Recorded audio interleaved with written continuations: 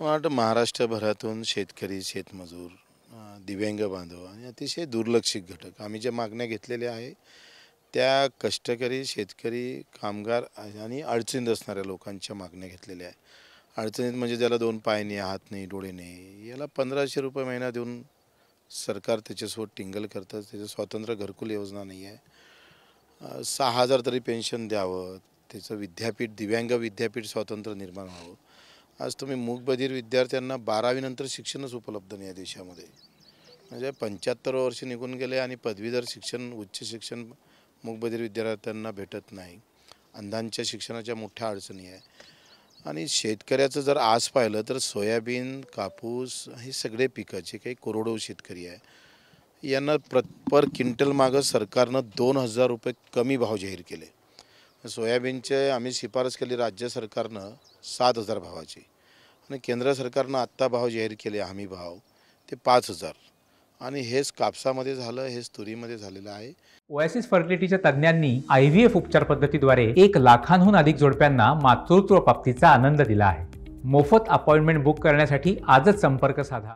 एकंदरीत गेल्या 75व्या वर्षामध्ये राज्य सरकारनं केलेले शिफारस आणि केंद्रानं केलेले भाव जाहीर याच्यामध्ये 2 ते 3 हजाराचा फरक आहे आणि ही लूट आहे सर्रास. 15% नफासुद्धा भेटू नये अशी एक व्यवस्था निर्माण केली आणि म्हणून पेरणी ते कापणीपर्यंत सगळे कामं MRHSमध्ये जर झाले तर मजुरीचा खर्च निघाला तर शेतकऱ्याचा उत्पादन खर्च कमी होईल, नफ्यात त्याचं परिवर्तन होऊ शकतं. ह्या महत्त्वाच्या सगळ्या मागण्या घेऊन जसं आता चालक आहे, कामगार आहे, कंत्राटी कामगार आहे, रेस्ट हाऊसमध्ये तुम्ही जाताय त्याला ₹8,000 महिना देता आणि तो ठेकेदार साला 17, 18, ₹18,000 उचलतं. तर ही जी बदमाशकी आहे, दिवसभर काम करून कंपनीमध्ये एक दिवस अर्धा तास जरी थोडा उशिरा झाला तर त्याला लगेच काढायची सुविधा आहे. तर हा सगळा कंत्राटी आणि कामगार वर्ग या सगळ्या मागण्या आम्ही याच्यात घेतल्या. गावातल्या अंगणवाडी सेविका, रोजगार सेवक, होमगार्डला तर 300 दिवसच काम भेटतं. बाकी दिवस त्यानं काय करावं त्याला माहीत नाही. तर या सगळ्याचं एक कष्टकऱ्यांचं एक धोरण निर्माण झालं पाहिजे.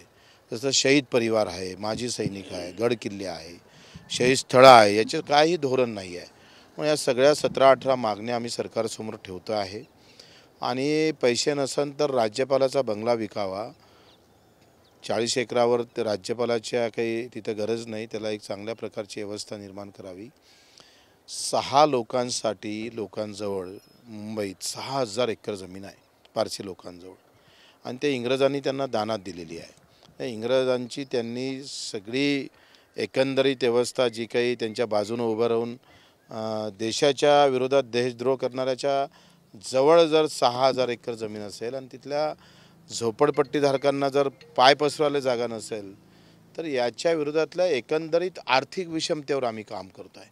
या देशामध्ये धर्म आणि जातीचे मुद्दे घेऊन देशाचं वातावरण सगळं गडूळ करण्याचा जो प्रयत्न करतं त्या व्यवस्थेवर वार आम्हाला करायचा आहे.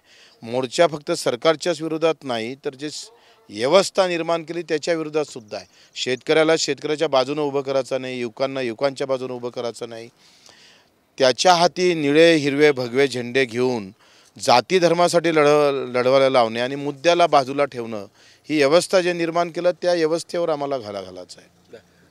तुम्ही लोकसभा निवडणुकीपासून फार आक्रमक झालात अशी एक माहिती मिळते आहे की महायुतीतून तुम्ही बाहेर पडणार आहात आणि त्याची घोषणा आज करणार आहात. मला असं वाटतं का आम्ही आज हे लाखोच्या संख्येनं आम्ही हे निवेदन आज सादर करणार. यावर काय करायचं आता आमची एक मीटिंग आहे आणि त्यानंतर मग आम्ही आता आज घोषणा करू का समोर कशा पद्धतीनं जायचं. म्हणजे आज नागपंचमी पण आहे आणि आदिवासी जागतिक दिवस पण आहे.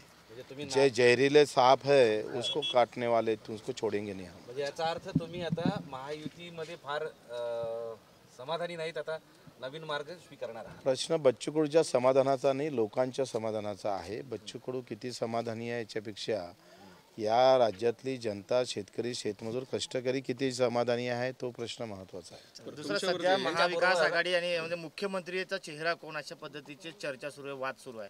तुम्हाला काय वाटतं उद्धव ठाकरे मुख्यमंत्रीचा चेहरा होऊ शकतात पुढच्या निवडणुकीमध्ये? मला वाटतं चेहरा कुठलाही असू द्या पण तो सामान्य माणसाचा विचार करणारा असला पाहिजे.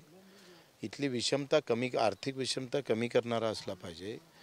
खेड्यात तुम्ही 1.25 लाखाचं घर घेता, शहरात 2.5 लाखाचं देताय, 3 लाखातही घर बनत नाही ही अवस्था आहे.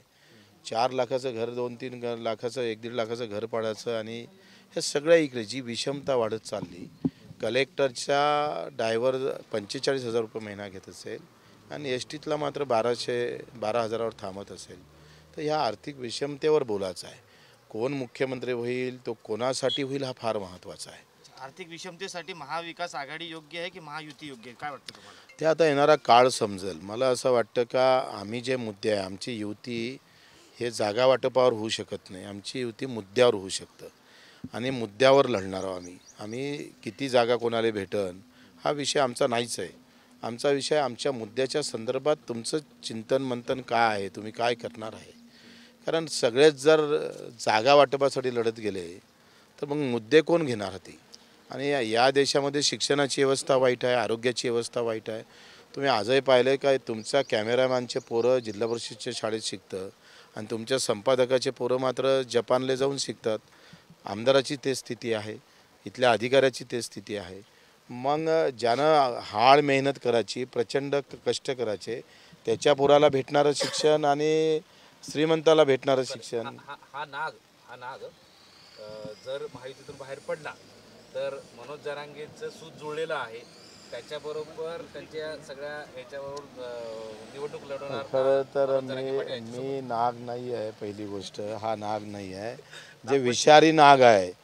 श्रीकृष्णानं यमुनामध्ये कालिया नागाचा पराभव केला आणि हे कालिया नाग खतम करायचे आहे.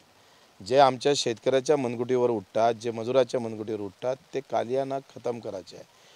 जे धर्म आणि जातीचं विष पसरवतात त्याच्या विरोधात ही लढाई आर्थिक विषमतेची लढायची आहे. त्याच्यानं हे जे कालिया नाग फैलवले आहे, या नागाला आम्हाला खरं तर सबक द्यायचा आहे. 75व्या वर्षापासून व्यवस्था आहे. त्यात काँग्रेसचं राज्य गेलं, भाजपचं गेलं आणि या राज्य सत्तेनं आम्हाला काय दिलं ते फार महत्त्वाचं आहे. इथं काम करणारा, कष्ट करणारा रोज का मरतं, त्याला राहायचं घर का भेटलं नाही, त्याला शिक्षणाची चांगली व्यवस्था का झाली नाही, त्याची आरोग्याची व्यवस्था का चांगली होत नाही. तुम्ही सांगा, अधिकारी आमदार असला तर त्याला 2 कोटी खर्च असेल तर त्याला खिशातून, सरकार खिशातून पैसे देतं. उत्तर तुम्ही दिले नाही की आता स्वतंत्र लढण्याचा जर विचार असेल तर मनोज जरांगे पाटील यांच्यासोबत लढायचं आहे का, असं काही डोक्यात आहे का? नाही, हे आम्ही काय म्हटलं आहे का आमच्या मुद्द्यासोबत ज्याचं सांगड जुतन ते कोणी असेल, आमच्या मुद्द्यासोबत जो आमच्यासोबत येईल त्याच्यासोबत घेऊन आपण लढू. पण ते अजून निश्चित नाही, सरकारला वेळ द्यावा लागेल. आज आम्ही सगळे आता बसणार आहोत आणि बसल्यानंतर जाहीर करणार आहोत का काय केलं पाहिजे आणि ते जाहीर करू आणि तशा पद्धतीने समोर जाऊ. तर महाविकास आघाडी आणि महायुती दोघांनी तुमचे मुद्दे मान्य केले नाही तर तिसरी आघाडी तुम्ही स्थापन करणार किंवा तिसऱ्या आघाडीकडे जाणार? मला असं वाटतं का आज तो दिवस नाही आहे सांगायचा. आज आम्ही निवेदन आज सादर करतो, सरकारसमोर आज निवेदन ठेवतो. त्याला काही वेळ द्यावा लागेल. जर तर मध्ये आम्ही बोलत नाही, डायरेक्ट ॲक्शनवरच येऊ. किती दिवसाचा अल्टिमेटम देताय तुम्ही? अंबादास दानवेंनी तुमच्यावरती टीका केली. ते म्हणाले की एकीकडे ते मुख्यमंत्री चांगले म्हणतात, सत्तेसोबत त्यांच्यासोबत राहतात, पण दुसऱ्याकडे त्यांच्याच विरोधात मोर्चे काढतात. नाही, त्यांची व्यक्तिपूजा आहे. काय झालं का त्यांची व्यक्तिनिष्ठा आणि पक्षनिष्ठेनं बोलतात, आम्ही जनतानिष्ठेनं बोलतो. हा फरक आहे. दोघांमध्ये काय फरक आहे, ते पक्षनिष्ठावान माणसं आहे, आम्ही रयतेचे निष्ठावंत आहे. राज्य आणि आमचं सगळं डुबलं तरी चालेल, पण रयत डुबता कामा नये. आणि त्यांच्या निष्ठेमध्ये आणि आमच्या निष्ठेमध्ये हा फरक आहे.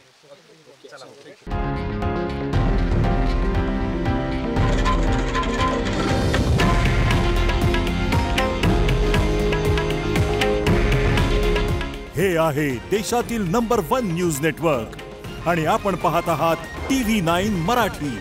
काळजी तुमची, हित महाराष्ट्राचं.